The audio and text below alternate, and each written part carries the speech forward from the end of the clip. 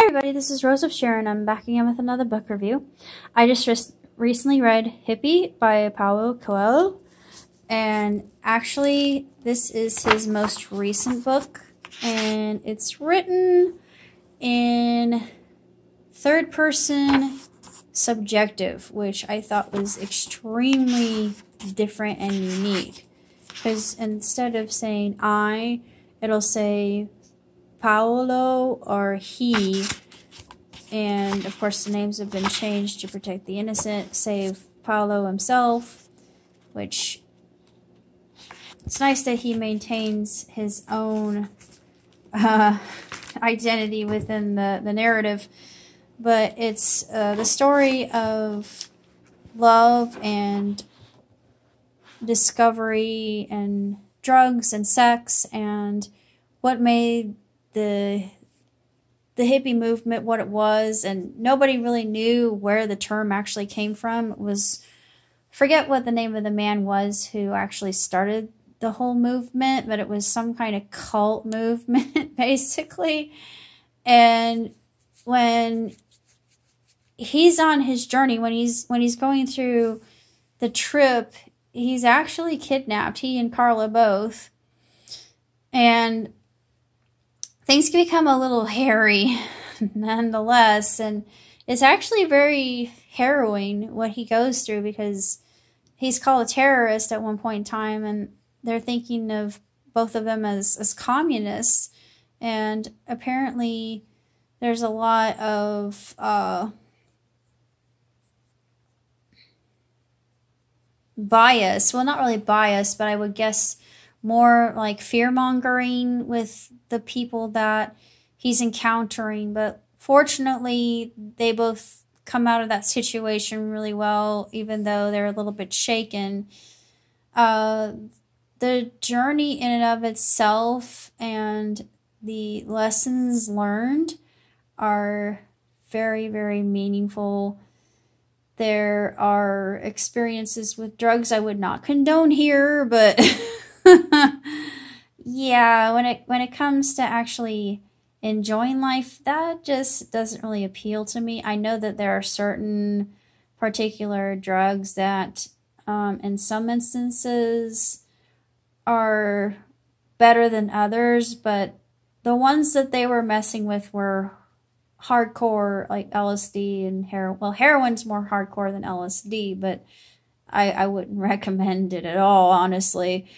I would stick more to mushrooms and marijuana. Actually, marijuana, oddly enough, I know this is going to get me under fire, but marijuana is one of those things that I'm not against marijuana, to be completely honest.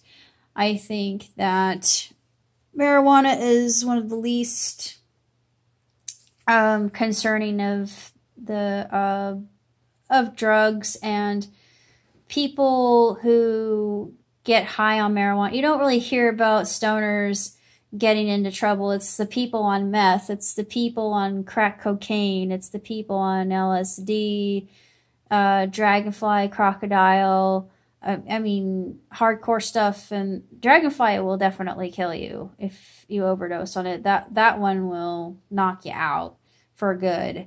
Crocodile will eat your flesh.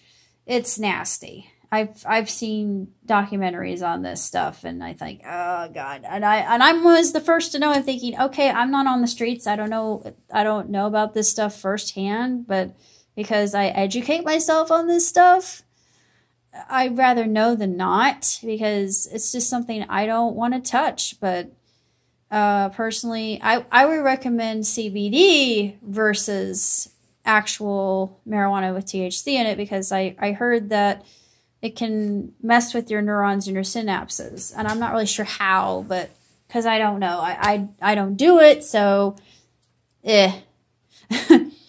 but it's really not one to be terribly concerned about. But then again, there's a slippery slope, and everybody knows about slippery slopes. Moving on. The book itself is absolutely sensational. I think that it's another one of Paulo's really wonderful works. And of course, the dust jacket on the back, it shows him in his younger years with the Volkswagen. I thought, dude, we're alike. We like the same brand of car. Yep, this is a kindred soul. I knew it all along, but I'm thinking in a past life, my mom always called me hippy dippy, and I know now why she called me that, because my philosophy is very similar to that of the movement. I wouldn't necessarily say I'm one of those people that protest, because I don't like being in crowds. I don't like mob mentality.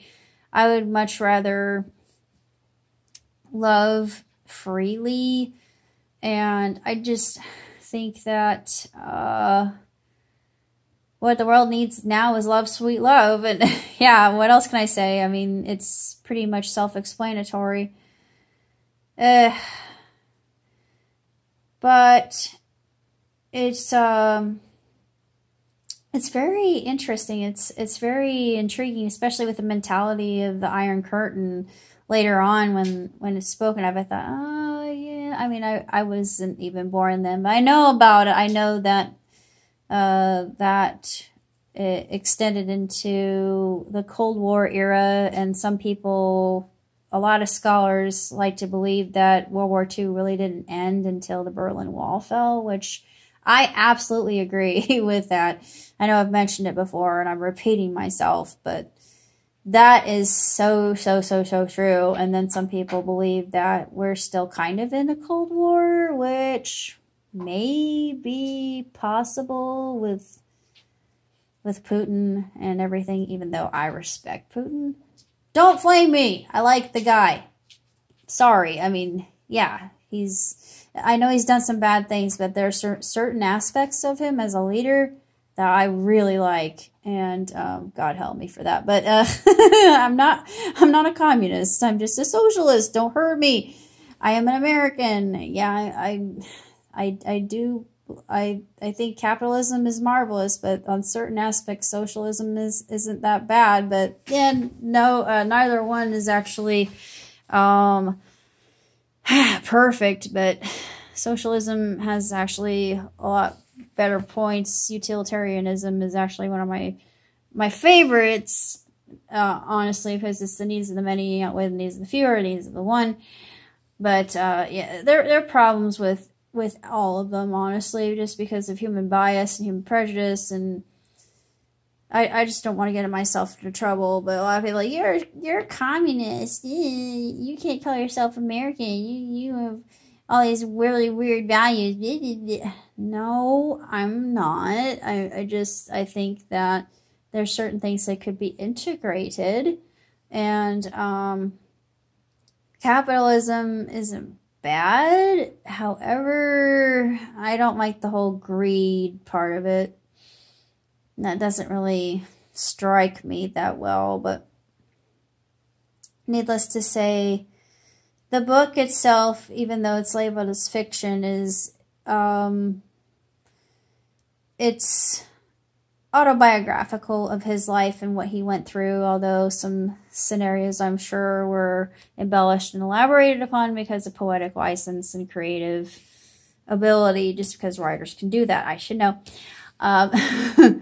It's sensational, and I highly recommend it to all Coelho fans. And if you're like me and you want to know more about the hippie era, the movement, feminism, how feminism actually started, the whole feminist movement, it's extremely intriguing, and it's a good read. It's very quick, it's very brisk and very enjoyable, and I can't recommend it enough, just because Paulo, he writes in such a way that's very lyrical, as you would expect. And it's just interesting seeing it from his perspective, especially from the subjective. But that's about all I have to say.